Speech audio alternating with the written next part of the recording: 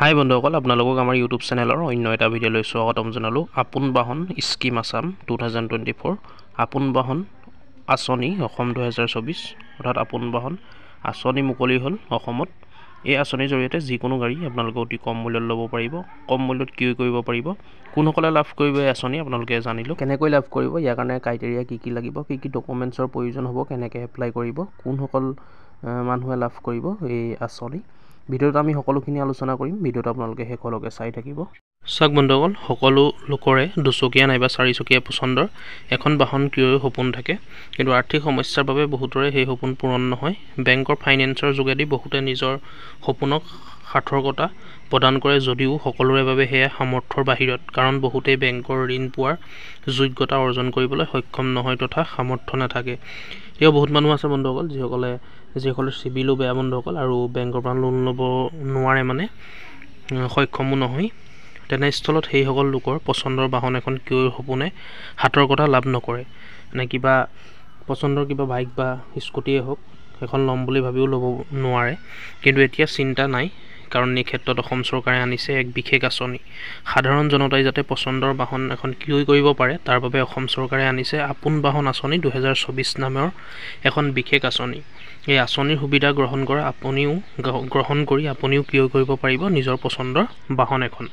দেখিছে আপোনালোকে, এতিয়া কোনো চিন্তাৰ কাৰণ নাই। এই যিটো আঁচনি আনিছে, আপোন বাহন আঁচনি 2024 নামৰ যিখন আঁচনি আহিছে, এই আঁচনিৰ আণ্ডাৰত আপোনালোকে ক্ৰয় কৰিব পাৰিব, কিনিব পাৰিব এখন নিজৰ পচন্দৰ বাইক বা স্কুটি বা গাড়ী।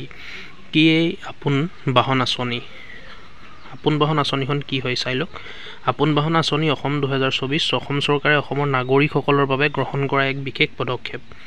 ৰাজ্য চৰকাৰো এই আঁচনিখনৰ যোগেদি সহজে ব্যক্তিগত আৰু চৰকাৰী বেংকলৈ গৈ ঋণ ল'ব পাৰিব।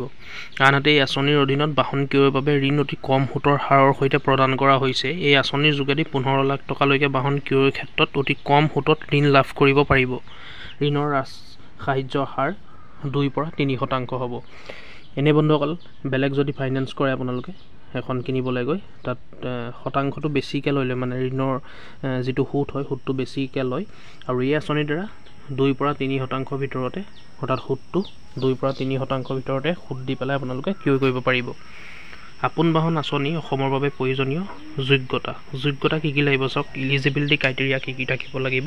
আবেদন কৰাৰ পূৰ্বে জানি লওক আঁচনিখনৰ সুবিধাসমূহ, যাতে আপুনি কোনো ধৰণৰ সমস্যাৰ সন্মুখীন হ'ব নালাগে। যদি আপুনি পুৰুষ আৰু যদি আপুনি আপোনাৰ আপোন বাহন আঁচনিৰ অসমৰ অধীনত আবেদন কৰি ডিজেল আৰু পেট্ৰল বাহন ক্ৰয় কৰে, তেন্তে আপুনি সুতৰ 2% ৰাজসাহায্য লাভ কৰিব। দেখিলে আপোনালোকে 2% ৰাজসাহায্য লাভ কৰিব পেট্ৰলৰ বাহনৰ কাৰণে। আনহাতে বৈদ্যুতিক বাহন ক্ৰয় কৰিলে বিচাৰে, যদি আপোনালোকে বিচাৰে যে এখন ইলেক্ট্ৰিক বা বৈদ্যুতিক বাহন বা ইলেক্ট্ৰিক গাড়ী যদি আপোনালোকে কিনো বুলি ভাবে, তেন্তে 3% ৰাজসাহায্য লাভ কৰিব। সেইদৰে বিশেষভাৱে সক্ষমসকলে বাহন ক্ৰয় কৰিলে লাভ কৰিব 3% ৰাজসাহায্য।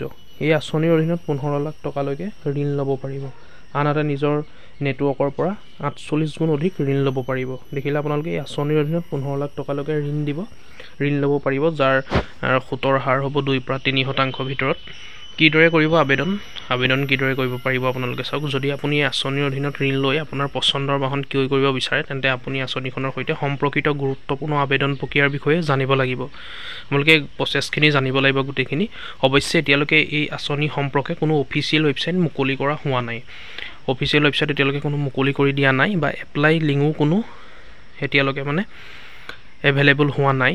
এতিয়ালৈকে কোনো এপ্লাই প্ৰচেছ দিয়া নাই, মানে অনলাইনে হওক বা অফলাইন যোগেদিয়ে হওক। এতিয়ালৈকে এপ্লাই কেনেকৈ কৰিব সেইটোহে কোৱা হৈছে, কিন্তু ইয়াৰ কাৰণে কোনো লিংক বা কোনো তেনেকুৱা ধৰণৰ অফলাইনে হওক বা অনলাইনে হওক তেনেকুৱা কোনো প্ৰচেছ দিয়া নাই।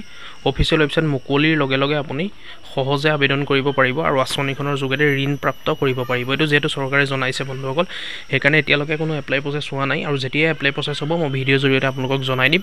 আৰু যিসকলে ল'ব পৰা নাই এতিয়ালৈকে বাহন এখন, বা বাইকে হওক, স্কুটিয়ে হওক, গাড়ীয়ে হওক, আপোনালোকে তাৰ কাৰণে চেনেলটো ছাবস্ক্ৰাইব কৰি থ'ব বন্ধুসকল। মই যেতিয়াই ইয়াৰ প্ৰচেছখিনি আৰম্ভ হ'ব ভিডিঅ'ৰ জৰিয়তে জনাই দিম। আৰু এইটো প্ৰচেছখিনি মই আপোনালোকক জনাই দিম, কেনেকৈ আপোনালোকে এপ্লাই কৰিব।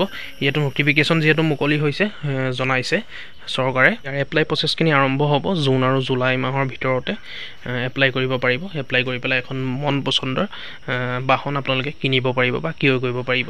গতিকে বন্ধুসকল দেখিলে, আৰু ভিডিঅ'টো বন্ধুসকল শ্বেয়াৰ কৰিব। ভিডিঅ'টো আজি ইমানেই আছিলে, ইমানটো ইনফৰমেশ্যন আপোনালোকক দিব লগা আছিলে, ইমানটোৱে জনাব লগা আছিলে।